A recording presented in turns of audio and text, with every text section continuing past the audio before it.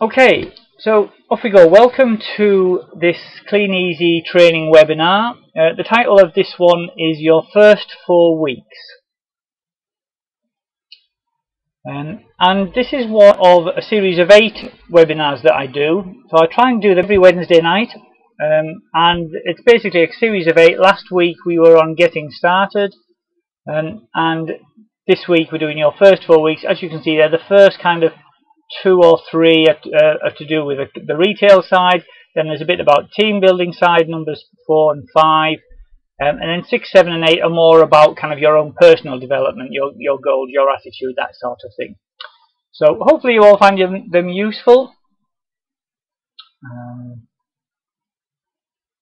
So let's start off with asking you all a question. And feel free to enter any answers you might have as we go along, but it's something for you to think about as well. What do you want out of Kleeneze? It's an important thing to, hopefully you all know when you started Kleeneze what you wanted.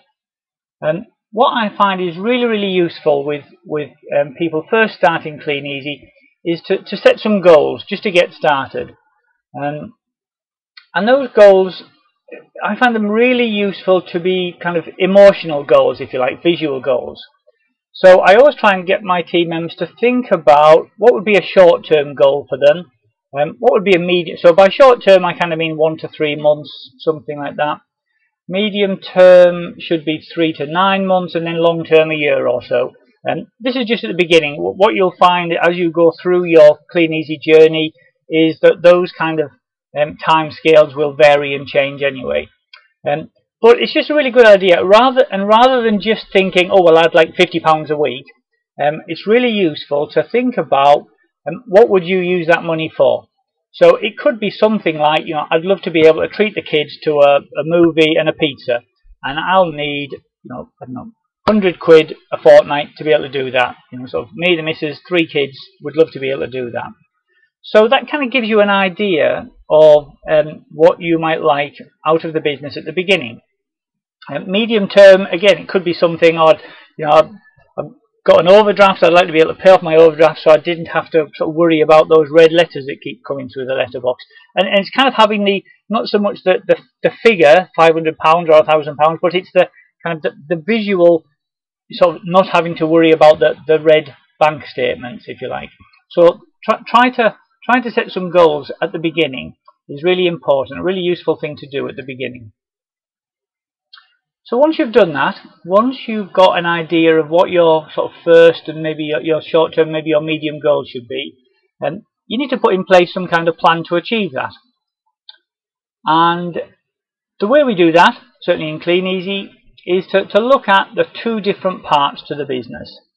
So there's the retail part and the team building part. And what I normally suggest to people is, if they're looking to earn some money quickly now, then they should really focus on the retail start at the beginning, the retail side at the beginning. Get your catalogues out as quickly as you can, get your customer base built as quickly as possible. If you're more focused on the residual income, you can probably spend more time looking at the team building. Obviously you still need to build your customer base, but the focus can be slightly different depending on what you're looking for. And it's just a useful conversation to have with your upline, or if you're a team leader yourself with your sort of new team members, just so that you've got an idea of what they're wanting out of the business. It's so easy just to assume everybody joins Kleeneze for the same reasons that you do, and so you kind of start to help them do whatever you wanted to do, which might not be what they want to do. And then the other big question that you need to ask yourself and your team members is, how much time are you going to commit? And there's no point if somebody comes into the business saying, yeah, I've just lost my job, I need £1,000 a month to cover my mortgage, but I've got quite a lot of hobbies, so I've only kind of got a Saturday afternoon and a Monday morning to put some catalogues out. You know, you kind of need to understand, given the amount of money you might want to earn, how much time you're going to have to commit to doing that.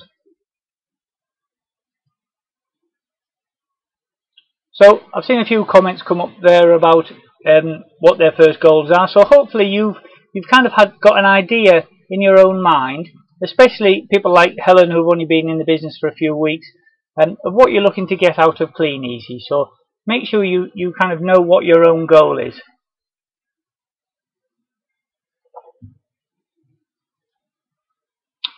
And it's really important to be patient with Kleeneze, especially at the beginning. Your business can be very up and down. You'll have good pickups and not so good pickups. You know, when you start getting into team building, you'll have sort of team members that join who kind of really hit the ground running, and others that kind of really struggle themselves. And it's really, really important to get an understanding of what Kleeneze can offer you, and then be patient with it and give it time. And take action, and we'll talk about actions a bit more in a moment. Take actions consistently, and that persistence will pay off.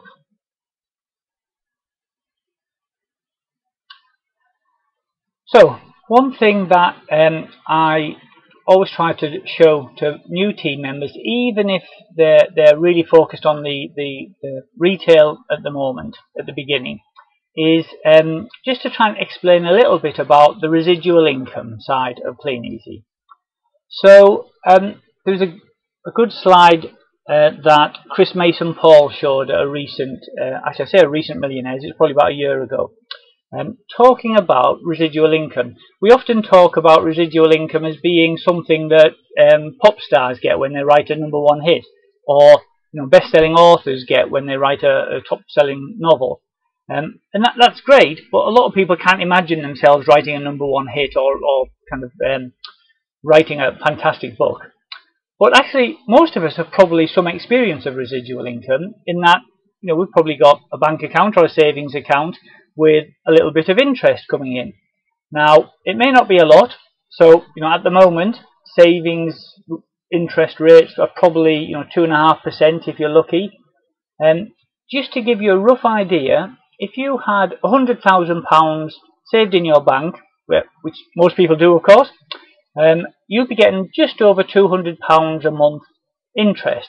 And that's residual income. The work that you had to do to get that £100,000 has been done. You're now benefiting from the residual income of £208.33 a month, which is fantastic. Now, an alternative way of doing it, if you're not sure that you're going to be able to save up £100,000 in the next sort of few months, is to consider building a Kleeneze team.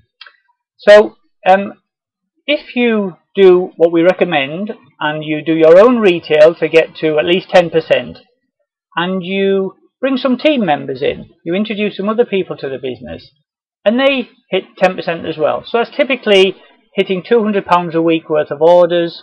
That would get you, the 10% will get you your first bonus, so you'll be earning sort of £50, £60, £70 a week, something like that, just from your own retail. Now, if you do that and you start introducing some team members to do that, you can see that based on the bonuses that you will get, if you had 5 team members who all did what you do, sort of £200 a week in orders, you're probably talking 10 to 15 hours a week to do that, then your monthly bonus will be £240 a month. So in comparison, you can see just starting to do a little bit of team building over the next sort of 2, 3, 4, 5 months, and finding 5 people who all just want to do the same as you, you'll be earning a residual income already, and that's going to be giving you more than if you had £100,000 in a savings account. So hopefully you've got the same answer as me on this one. What's most likely for you to do in the next few months? To save up 100 grand to stick in the bank, or to find 5 people who could do what you do? So I'm kind of asking you these questions, but actually the point I'm trying to make is it's the team building side is really, really worth doing, because it's to try to earn a similar amount of money in other ways, you either need to be a fantastic pop star, a brilliant author, or have 100 grand in the bank. It's just so much easier to do it with Kleeneze. Okay, so the title of this webinar was what you should be doing in your first 4 weeks. So hopefully once you've kind of thought about some goals and you're aware of the way to earn some residual income, then there's a few other things that you should make sure you do in your first 4 weeks. A good thing I say to everybody is become immersed in Kleeneze. What I mean by that is, there's a 21-day rule. If you do something every day for 21 days, then it becomes a habit. Excuse me. And so it doesn't necessarily mean you have to put catalogues out every day, but put your catalogues out, speak to your upline, read, listen to the Easy Reach message, and do a bit of start doing some activities for lead generation. If you're doing something every day, you start to get into a really good routine, and all those disciplines will stand you in a really good stead as your business grows forward. And a good way to help you do that is to have a kind of weekly planner, and I'll show you a little bit more about that as well. Another important thing that you should be doing at this stage is making a list of everyone you know, and there's a couple of different reasons why we do that. Again, I'll kind of come back to that in a moment. Also, your first 4 weeks may not be the full period, obviously depending on when you start in the business, but your first 4 weeks should be when you're trying to create your retail story. It might be you're 2 or 3 weeks into a period, but so the next full period after that might be where you focus on. But your retail story is probably going to be one of the most important things that you do at the beginning, and that is how much do you earn in your first full period. We all get a check. If you sort of hit your 10% level or above in a 4-weekly period, you'll get a sample check from Kleeneze, your certificate of income, which just shows how much you earned at the beginning. And these checks are really, really valuable. So that could be 200 and something pounds in your first 4 weeks, or £50 a week. There are thousands and thousands and thousands of people who join Kleeneze for £50 a week. And if you can show somebody, friends, family, neighbour, anybody that you might be interested in earning a bit of extra money, that you did it in your first 4 weeks, then that's a really, really powerful story. So the way you do your retail story is you put as much effort as you possibly can in at the beginning. You deliver lots of catalogues, you do them as quickly as you can, get them in and out, show catalogues to friends, family, neighbours. That list of everyone that you know that I talked about earlier, make sure they all know that you're now starting your own business, and would they like to have a look at the catalogue, even if they live right at the other side of the country. With the online shop, anybody can order from your online shop or from your catalogue and help you to get your big retail story at the beginning. Okay, you should also start thinking about your own personal development. At the beginning I talked about the 8 webinars that I go through, and towards the end I cover this a lot more. But it's not a bad idea to start reading some good books to sort of educate your mind in preparation for the things to come, if you like. And a great book to get started on is this one there. It's called The 45-Second Presentation by Don Failer.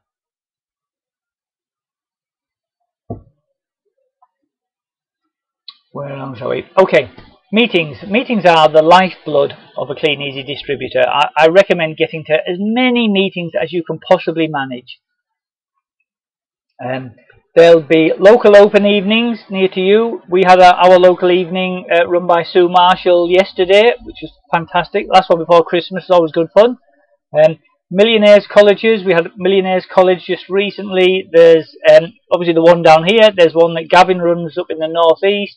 And there's one in Scotland that I think Lynn MacDonald runs. There'll be all sorts of local trainings. Your team leader, your upline might have little sizzles that you can go to. And of course, there's all of the national showcases. So the next one coming up January the 4th. Go to as many meetings as you possibly can manage, because you get so much out of them. Your education, the effort that you put into the business starts off based on your own work ethic, but the value that you get out of it and the effort that you continue to put in is driven primarily by what you learn and the education that you receive at all these different meetings. And if you just don't bother going to them, it's kind of like, trying to run a marathon without bothering to eat any food or have anything to drink. It's impossible. And the other good thing is, just make sure you contact your sponsor regularly, your upline. Daily, weekly, just, even if you haven't got anything particular to say, just ring them up, just say, hi Jim, just wanted to let you know I got my catalogues out okay, met a couple of nice people, whatever it might be. It's just kind of keeping in touch with your sponsor, because then when you do have any problems, or if your sponsor wants to help you with anything, it's a lot easier if you're chatting on a regular basis than kind of, oh crikey, I haven't spoken to him for 3 weeks, he probably wonders what's happened to me. So contacting your sponsor regularly is really, really important. Okay, I mentioned a bit about a weekly planner.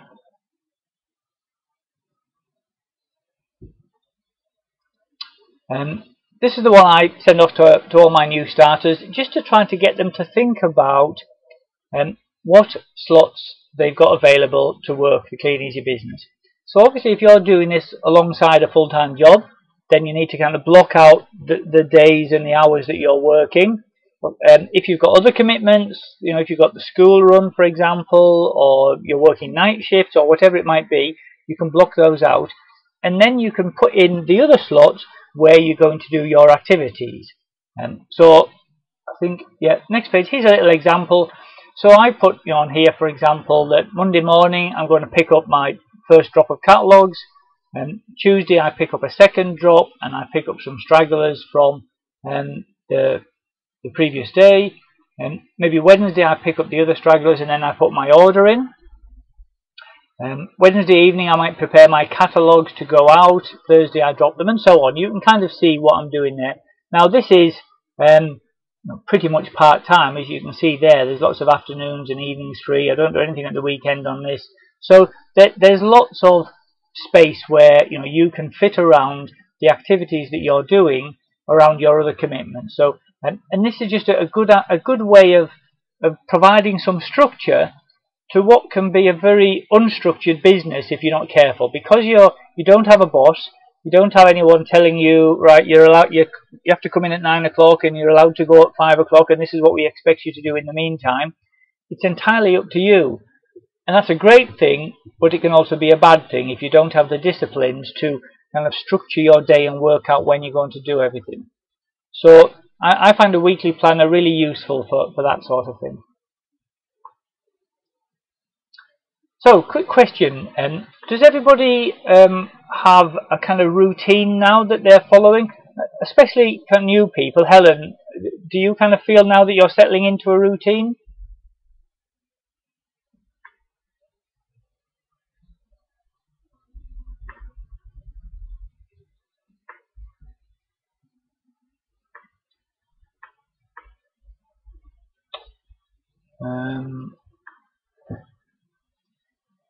I'm not sure. Can anyone still hear me? I'm just going to... haven't had a response from that, so I'm not sure if everything's frozen. Helen, great. Good, thanks. Yes, you've got a diary when you're able. Fantastic. Great. Okay.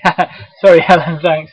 There's that lag there. I'll ask a question, and then I don't hear an answer for about 10 seconds and think, oh my god, everything's died. Cool, good. So I'm pleased to see that, because it's very easy when you first start off to just be a bit higgledy-piggledy and think, oh well, I'll just put them out when I feel like it. Thanks, Sue. Probably technology getting the better of me there. Okay, so when I talked at the beginning about your goals are often goals that you want to achieve that require some results. So, for example, you might want to be able to take pizzas for your children or whatever. Take your children to the cinema and buy them pizzas, and you might need £50 a week to do that, for example. And it's the results, it's the £50 a week that you're aiming for. But it's difficult to focus on that because you can't just make it appear out of nothing. So what you need to do is to think about the actions, because that's what you can focus on. So, as I've said there, your goals are achieved by your results, whatever that might be, £50 a week, your earnings, and those results come about by your actions. So, let's do a little example there. Your goal might be to save up enough for a £1,000 holiday in 6 months. In order to achieve that, if we're just purely looking at a retail point of view, you might need about £1,000 about £5,000 worth of orders in 6 months. So that would be about £800 in orders a month, let's say. So £800 in orders a month, a good action to try to generate that much would be about 800 catalogues a month out, which is around about 200 catalogues a week. So you could do that. A way to do that would be to put out 100 catalogues on a Monday, maybe pick them up on the Wednesday, put 100 out on the Thursday to pick up on a Saturday, something like that, for example. And what you've done is, by thinking of it like that, is think about, okay, I love to be able to go on this holiday to Ibiza. It's going to cost me £1,000. But instead of focusing on that, what you're doing is, I need to put out 100 catalogues on a Monday to collect again, and then 100 catalogues on the Thursday. You can't control whether you get that £1,000 or not, but you can control whether or not you put out those catalogues every Monday and every Thursday. And that's what's really important, because you can control that, and so you can give yourself little ticks in the box every week. Did I achieve the actions that I needed to achieve? And it also allows you to just adjust them slightly. If you find after a couple of months that you're not quite on target, you might say, right, I'm going to start putting out 150 catalogues on a Monday and 150 on a Thursday, rather than waiting to the day before you go on holiday and realise that you're £300 short. So it's the actions that you should be focusing on, not the results. Okay, I talked earlier about making a list of all of the people that you know. And one of the reasons is when you're first starting off with your when you're first doing your retail story, trying to get your retail story together. Obviously, if you've got friends and family nearby, or even at the other side of the country, it's really good to have those people to help you get some orders sorted. But it's also really useful to start thinking about team building at the beginning. As I said earlier about the residual income, the sooner you start thinking about team building and putting in place some actions, the sooner that residual income will start. So, a good way to get started on the team building is make a list of 10 people that you know. It could be friends, family, neighbours, anybody that you know, doesn't really matter. What we normally say is a good thing to do at the beginning is just to call them up using the third-party approach. And the third-party approach is very, very simple. You just ring them up, and this can often be with the help of your sponsor, your upline. Ring them up and just say, "Hi James, it's Chris. Hope you're well, mate. James, I wonder if you can do me a favour. I've just started a new business. I don't know if you've heard of it. It's called Kleeneze. Doesn't really matter what they say then. James, I just wondered if you can do me a favour. I've got some information that I wanted to send over to you. Would you have a little look at it and let me know if you know anybody who might be interested?" Now, the point about that, the whole point of saying, let me know if you can think of anybody who might be interested, is twofold. One is, you're taking the pressure off them. You're not asking them, might they be interested.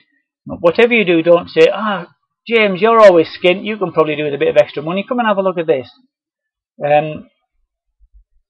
So, by just saying, see if you can think of anybody who might be interested, then they'll say, oh yeah, of course, I'll have a little look at that. I don't know if I know anybody, but you never know. But the other really, really important thing is you starting to sow the seeds. James may not be interested at the moment, but 6 months down the line, just after you've come back from that fantastic holiday in Ibiza, and he's just sort of had his hours cut at work, he might call you up and say, Chris, are you still doing that Kleeneze thing? Can you send me that information again? Because he knows you do it. So it's all about sowing seeds and kind of getting in a bit of practice, if you like, with the team building side. And once you've made a list of 10 people and you've gone through that, you can add more people to it every day. There's a great memory jogger in the Buzz Getting Started book that you get with your starter pack. And that's kind of got a great way of kind of just reminding you about different sort of people that you can add to your list. Really important to follow them up, so don't just send them the information and leave them to it. ring James a couple of days later, just say, what did you think about it? Did anybody come to mind? And 9 times out of 10 they might sort of say, no, I can't think of anybody at the moment, but if I do, I'll let you know. But you might have somebody say, you know what, my brother-in-law's just lost his job, he's been looking for something like this, and I've sent it up to him, he says he's really interested, he's asked for your telephone number. Or, who knows what might come from that. As I said, the important thing is you're sowing those seeds at the beginning to all those 10 people now know that you have a way that they can earn some extra money if they want to. Okay, let's just see who's been asleep and who's wide awake. I talked at the beginning there about the 2 different ways in Kleeneze that you earn money. Can anybody remember what I said?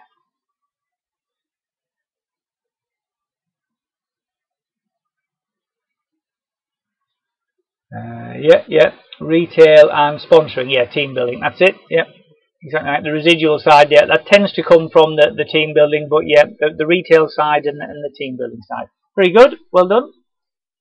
Hey, retail and team building, there we are.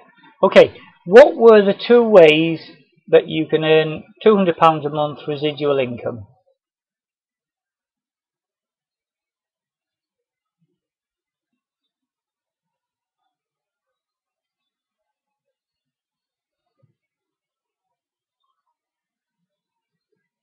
Anyone remember that? Very good, yeah. Interest on 100k and sponsoring. 5 people. That's it. Well done, guys. Yeah. So it's and that's really powerful. I don't know about you, but I mean, I can't imagine saving up 100 grand. But I can certainly imagine finding 5 people over the next few months that might be interested in joining Kleeneze. So that's just a really powerful kind of way of looking at it. Okay, very good. And just towards the end there, I was saying, what should you be focusing on when you're doing your Kleeneze business? You don't want to focus on the results. That's it. Focus on your actions. Well done. Because that's what you can control. You can control your actions, not the results. Okay, guys, we're just about finished now. So just so that you're aware, that was the first 4 weeks. Next week is all about building your customer base. Hopefully should be same time, same place. I'm just going to stop the recording now because we've kind of come to the end of this little bit.